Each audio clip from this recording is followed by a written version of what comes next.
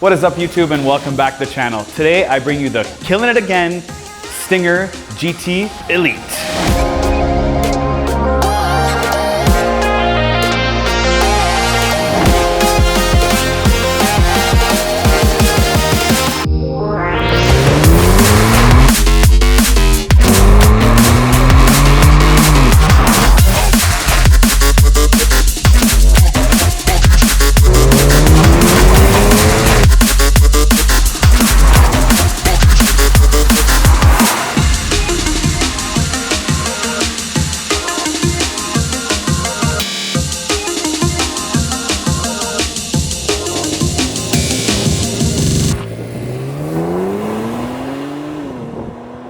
We are the official, unofficial YouTubers for Kia. We've done so many Kias that people are like, please, no more Kias. We've done the Seltos, we've done the Sorento, we've done the Carnival, we've done the awesome Telluride, we've done the Electric Soul, we've done the K5, GT and GT line, we've done the Sportage, and yes, we've even done the Nero, which we've kind of had in the back because we've done so many of them, we're afraid to put the Nero out. So if you guys want the Nero, let us know in the comments below. But most importantly, we've done the 2021 Stinger and the Stinger GT.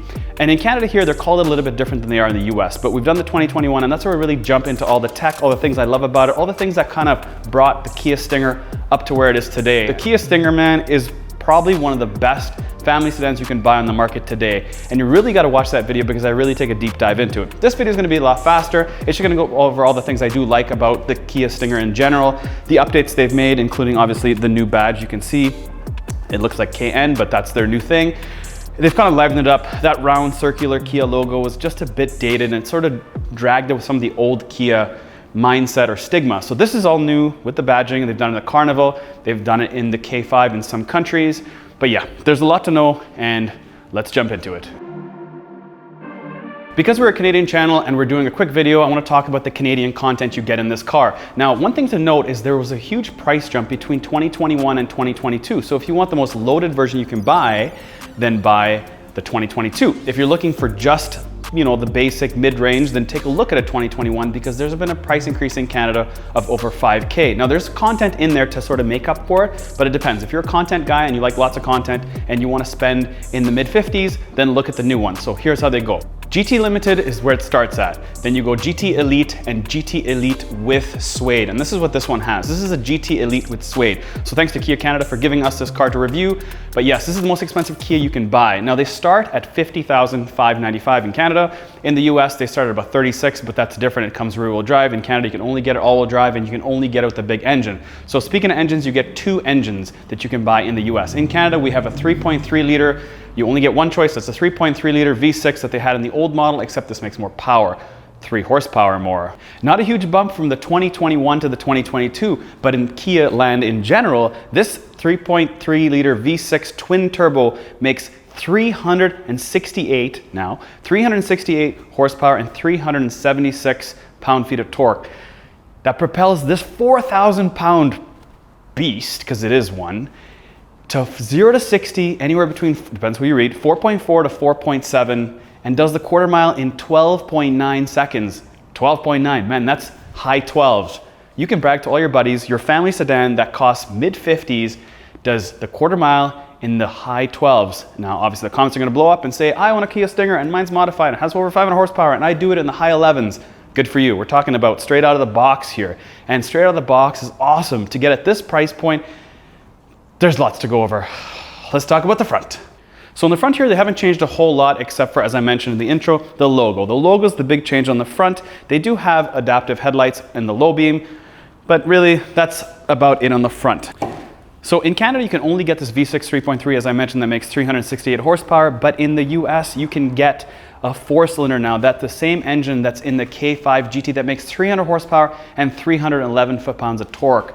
4-cylinder versus 6. This does 0 to 60 in 4.7 seconds. That does 0 to 60 in 5.2, 5.3 seconds. So it depends on what you want. Engine choices for you. In Canada, we're lucky, we only get the big boy. And in the US, you can get them in rear-wheel drive or all-wheel drive. In Canada, we only have all-wheel drive. You cannot get them in rear-wheel drive, although it is pretty much rear-wheel drive biased, as you can see in this shot. So in the 2022 Kia Stinger, you do get different wheels now, the different pattern, different choice. You still get the same Brembo brakes, the 4 pistons in the front, 2 pistons in the back. You still get an LSD, standard in Canada, in the back of the car. The cool part about it now is as the car's evolved, you've got some more tech that you can buy after the fact. You see, this has electronic suspension, and what that means is that you can buy a controller from this company and they will let you stiffen up the suspension to 100%. So you can take the dampening up to 100%. From factory, it comes at about 60%. And guess the company that makes that controller? They're from South Korea. It's the exact same company that makes the suspension. So that's cool. You can buy a product from an OEM, sort of like a Mopar thing, and you can get it, and you can adjust the suspension to 100% stiffness. And I've read online that the guys that have done that have loved the ride. It's firmer, it's more stiff. Even though this is fairly stiff, it's stiffer. That's pretty cool to know. Back to the wheels, this does have a staggered setup. I was kind of, initially when I first saw the Stinger, I was pretty impressed with it. The fact that it has 255s in the back, and in the front you've got 225s. So sort of Honda Accord 19-inch wheels in the front sort of size, but in this specific case, you've got staggered in the back because it's primarily rear-wheel drive. So another thing they added in 2022 is a side monitoring system. It basically shows up on the dash. This is a few other Kia products that have it. When you indicate to go left or right, what you'll see on the cluster is you will see a camera picture of that. You see, I thought some of their other products like the K5 GT would have this cameras because it's also new. In some countries, the K5 GT has the front badging. In some countries, they don't. In Canada, they don't. They have the original old badge. So I thought that would have it, but I'm happy that the Stinger in 2022 has this feature. It's a super important feature. It's kind of like GM with their rear view mirror. When you pull down, you can actually see what's behind you. So that's kind of a cool feature that GM has, and I'm glad that Kia is putting it in more of their cars with this 2022 Kia Stinger. Other safety systems that it does have now lane centering, so it'll keep you in the center of the lane. It does have lane assist, it obviously does have blind spot monitoring. It also does have front avoidance or front collision systems. It does also have junction assist. It does have tons of other tech that you'd expect in a 2022 vehicle in terms of safety. Kia gives you all that stuff standard in Canada. Now, the other thing I want to talk to you guys about is length. Now, in terms of length, this thing is 113 inches, or almost 114 in terms of wheelbase. Now, if you compare that to an Audi Q5, which is sort of like a mid SUV, that's 111 inches. So this is actually almost 3 inches longer than an Audi Q5 or even an A4 or a 3 Series. So I will tell you that it's sort of in between sort of a mid-size to a larger size. If you've never heard of the Kia Stinger or you haven't driven one and you're looking for something that's larger in a family sedan, wow, it has an awesome heads-up display design when you shut the car off. Check it out. So if you have a red car and you get out of the car wash, what's the first thing that happens to you? Bird poop. Every time we get a red car, sometimes blue, we get bird poop. Anyways, let's hit the back up. So on the back is where the changes are really evident. You see the huge now exhaust. These are finally run through butterfly valves. So basically they make noise. They have flaps that open and close that they didn't have before, and they have it new on the 2022. They also have this full strip that goes across. Before they were just round over here and round on both sides, and I felt like it was missing it in the middle, but now it's fully connected. Yeah, you obviously notice the new badge. A lot of guys would have taken the old badge off and put the Stinger here, but I'm fine with the way this looks. The new badge looks modern.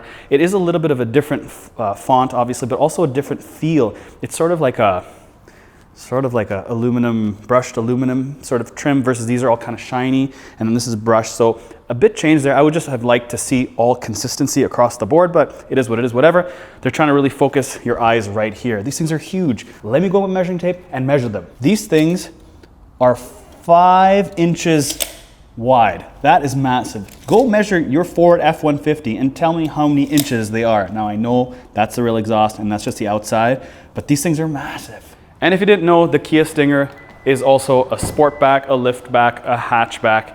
It is versatile. And this is probably one of the main reasons you buy a Kia Stinger, besides the performance, is the fact that it's not a typical sedan. So how much space exactly? Well, let's find out.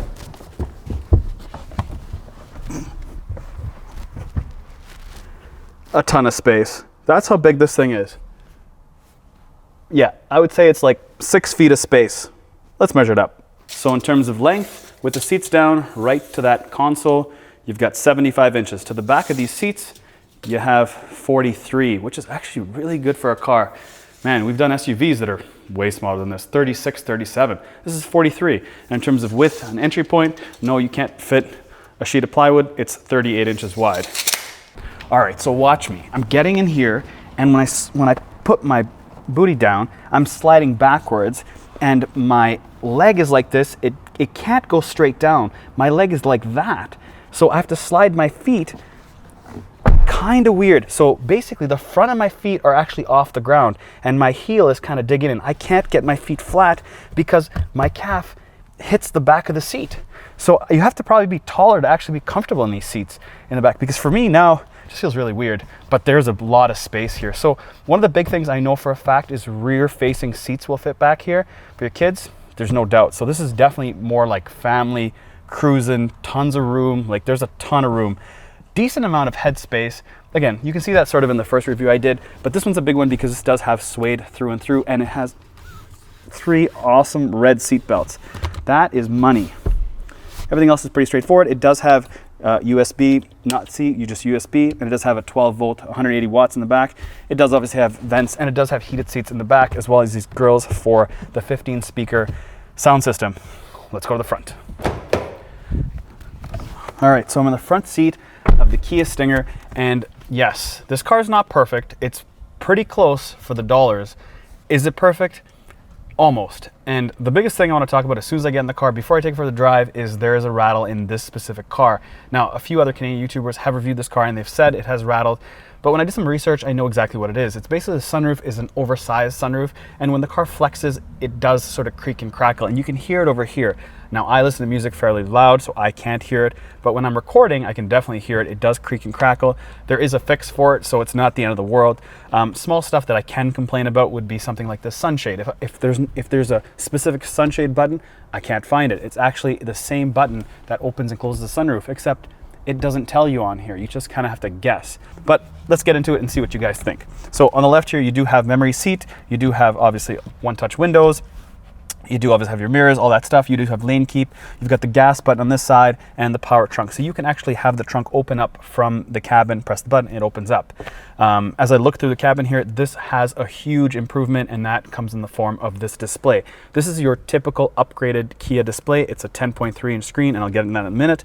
As far as the driver center display here, it is still analog. So I'm on the fence on if I like analog still and if I want digital.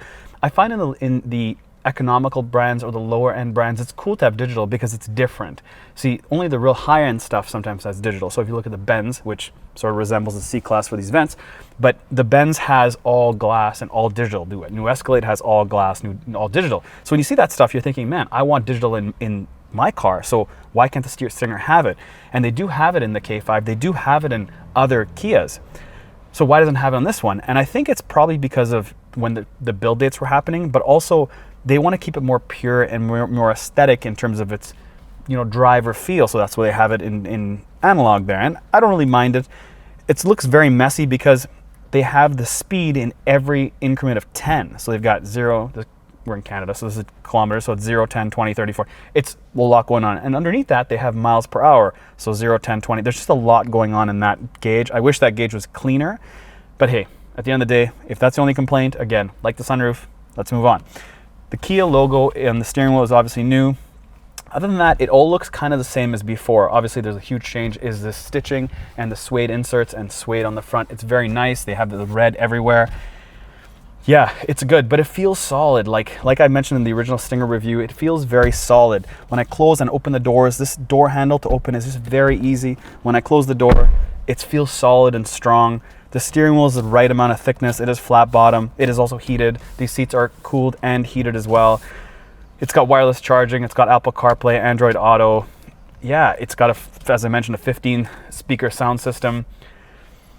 There's nothing not to like in here. Everything is great. So yeah, nothing's really changed much besides the screen, but it's still good. So I'll take a jump here in the infotainment. I'm going to turn the Sounds of Nature down and go over what the Sounds of Nature is. But first things first, I would have loved to see, this is the new software by the way, so I'd have loved to see them have a boost gauge right here. That would be pretty cool. Again, this is a twin turbo, 3.3, makes tons of power. It'd be cool if they put a digital boost gauge right here. Now, yes, it does have the boost gauge right in the driver display here, but it would be cool to have the boost gauges and the torque and the oil temperature on this beautiful screen. Like the quality difference between this center console screen and the driver screen is different. There's no doubt. This looks like a 1990s Atari game, and this looks like PS5. if you haven't seen our reviews before on the Kia products in terms of infotainment, they do have the outside temperature, what you're listening to. You can have different user profiles, but the cool part about it is this map that's overlaid in the back. It's just really nice and neat. Anyways, let's get into it. So over here, they have your typical purple color for your Kias. They do your map, your valet, you know, as you can see. They have changed the software, so the software is just newer and cleaner. So if I click on Sounds of Nature, which is basically sounds, you know, if you're just sitting in your car and you want to meditate, you can have different sounds. So in this specific case, it's warm fireplace, but the way it's laid out and the clarity is definitely better than most Kias I've seen in the past. Definitely the last one. The last one had a really small 8-inch screen, but this is 10.3. Snowy Village. They haven't changed the sounds of it.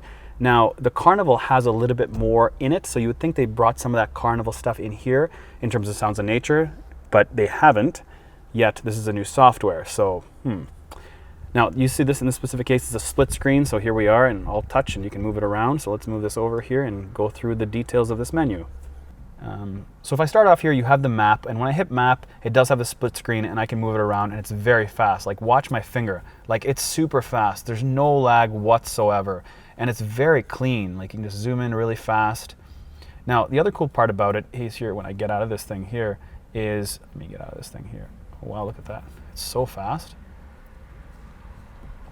Is when I hit navigation menu, which is the next one up, it does have 5 quick buttons on the bottom, and it's touchscreen, so I can just hit my favorite 1, 2, or 3. It also does have places, obviously points of interest, previous destinations, address books, and obviously Kia dealerships and stuff like that. But moving on, you've got phone projection, voice memo, climate, valet mode, radio data, radio media, Sounds of Nature setup. As far as media goes, this does have wireless charging. It does have 2 USBs. It has a USB normal. It does have a plug, and I lied, it only has 1 USB. And they still give us this. They need to get rid of this. This is on the old one, and I was like, what is this piece of plastic? It sits here and stuff goes in it, but then when you gotta move it, where are you putting it?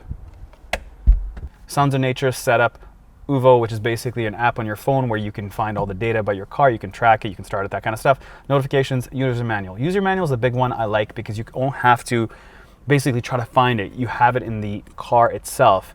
Now, let's go back to media for a second here. And this is where you see your rainy day and the quality, as I was showing you earlier. It's very nice, and I like how the time is very big. I've always said that Kias have just basically been very easy to see.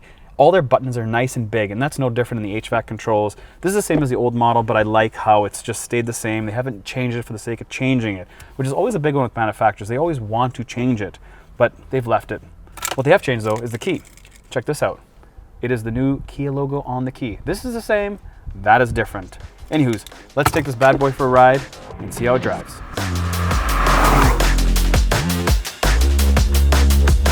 So how does this feel against a K5? Now, a lot of people wanted to know how it is against a K5. Well, this is definitely a lot more substantial. The K5, obviously you can get the same motor if you got the 4-cylinder. This is not the same motor, but so I'm not really going to compare performance. This is obviously faster than it, but this feels more substantial, and that is because it is more substantial. It is 4,000 pounds, but it still pulls like 0.93 in a skid pad, so it does handle very well. It's just that it's smooth, and this is really targeting a different buyer. And that's why most likely they didn't put the digital dash in, because the buyer is not as young as you think. I would say that this is for somebody that's going to look at an Audi A6, an Audi A7, that kind of stuff. It's not for somebody that's going to look at an RS3 or an RS4. They just don't offer a car like that yet. It's just so smooth. On the brakes, and you can really feel those 4-piston calipers. They're not, I don't get any feedback from the brakes. I'm on it. It doesn't push me back. I feel firm. How's the steering? It's not overly direct, it's decent. There's no difference between this one and the older generation one, or last year's generation. And on the throttle.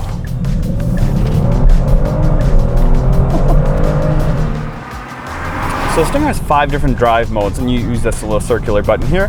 You've got Smart, Eco, Comfort, and Sport. Now, when you put in Sport, you'll hear the baffles or the butterflies open, make it sound more exciting, but also the seats do tighten up. These side bolsters do tighten up, and it's really evident, not when they tighten up, but actually the reverse, when they actually loosen up. So when I go from, well, I can't change it when I'm making an indication here, but yeah, when I turn it to sport or turn it to smart or eco or whatever, it really opens up, and I'm like, man, where's my bolster? So I have to always leave it in sport for the most part, or I can go in custom and basically change that for how I like it. So if I got to complain about something, it's a complaint, but maybe it's a fixable complaint, and that is the sunroof creaking. Now this is an oversized sunroof, but the sunroof creaking happens right here. There is this noise that's constantly creaking and crackling and creaking and crackling.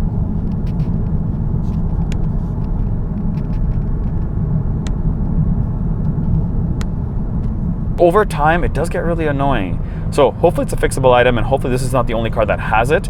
But I did hear a few other reviews that had this exact car, and they're also complaining about it. So I'm sure they maybe told them, and you know, hopefully they fix it. So should you buy a rear-wheel drive version or the all-wheel drive version? Well, that really depends on where you live and what type of driver you are. For me, I would probably buy the rear-wheel drive version, because this one, although it is all-wheel drive, it is very planted. It feels very Audi-esque in terms of being all-wheel drive and not really rear-wheel drive bias. It does have a little bit more wheel drive bias, but I felt like the last generation, I'm sure they didn't do anything, but that's how I feel, it definitely felt a lot more rear-wheel drive bias, like it'd have some fun with the back end. This one seems a lot more conservative in terms of its back end slidiness. Definitely nowhere close to a BMW all-wheel drive that is completely, as I feel, rear-wheel drive bias. This thing is definitely more planted, more Audi-esque, kind of in the middle, a little bit to the back, more than an Audi, but Audi's definitely like 50-50. Audi's like not rear-wheel drive at all, no matter how much they try to tell you. So people ask me how the seats are, and these seats are very good looking. As far as fit and feel to the body, they're good because they really sort of adapt any way your body wants. You have the bolstering on the back that totally crushes you in. The bottom doesn't bolster. You can't get the bottom to bolster, but the top definitely does open and close, just like an Audi S5. This also does have full leg extensions, but it's not an extension like an Audi where you have to pull it. It's actually completely automatic, which is really, really nice to have. The type of seats it is, this does have Alcantara, Suede, they call it, but it's kind of hard because this Suede is kind of thicker than an Audi Suede, which is sort of weird. This feels better quality than the Audi. The only downside to it is when it's warm, it's actually hot and weird. So you have to put the air conditioning seats on, and when we put the air conditioning seats on, it feels even more weird. But it's strange because I would expect the Audis to be thicker and more build quality. So at first touch, if you're at the dealership or you're looking to buy one or someone has one, you get into one, whatever, you're gonna find these seats like awesome, like really, really nice to touch, and they're like thick. The Alcantara is like kind of thick. And if you've ever seen it in a Volkswagen or an Audi and you touch the Alcantara or Porsche, and it's like, yeah, it's like this. This is exactly how the seats are on the bottom of Audi seats. But in this case, it's not. This is sort of like the Audi material. It's the same feeling, but it feels thin. This that I'm touching is very thick. And it has an RS, as I mentioned, Audi RS sort of look to it. And they've got it on the dash here and stuff like that. But I was just talking really about the weirdness it feels on your booty when it's hot. So turn these air conditioning seats on and foot to the ground, hear those ballasts. So one of the biggest attractions of this Kia Stinger on the throttle back is the cost of ownership. Because the warranty is so long, in the US it's 10 years, in Canada it's 5, that just gives people a certain sort of security. So that security gives people that feeling. So cost of ownership is a really, really big thing. And because it's a Kia, they have to give you all the things that the brand will give you. It's not like they can just rest on their laurels and say, well, we make a really good product and we can just cover what we want to cover. They have to cover you. So cost of ownership, I don't own one. Maybe. This is probably on my top 5 list of if I needed a family sedan. Like, this price point is very good. The new generation in Canada gets a bit expensive for what it is when you offered the last generation for $5,000 or $6,000 less. But again, you get more tech and you do get a few more bells and whistles. But you got to think the cost of ownership is really going to be a big one for people that buy this. But the other portion of it is this is a really, really good family sleeper car. Like, it's a sleeper. You don't really know how fast it is. Like 4.5 seconds, 0 to 60 or 0 to 100 kilometers an hour is a fast car. Like, there's no denying that at all. I mean, the kind of stuff you have to buy at that price point is 10 to 15 grand more than what this thing offers. Now, it does offer the badge, and hey, they've got a changed badge. So whether or not that matters to you is yet to see. But it's got a unique design. I like the way it looks. Yeah, Kia Stinger. Let me know in the comments below if you like it or if you'd buy one.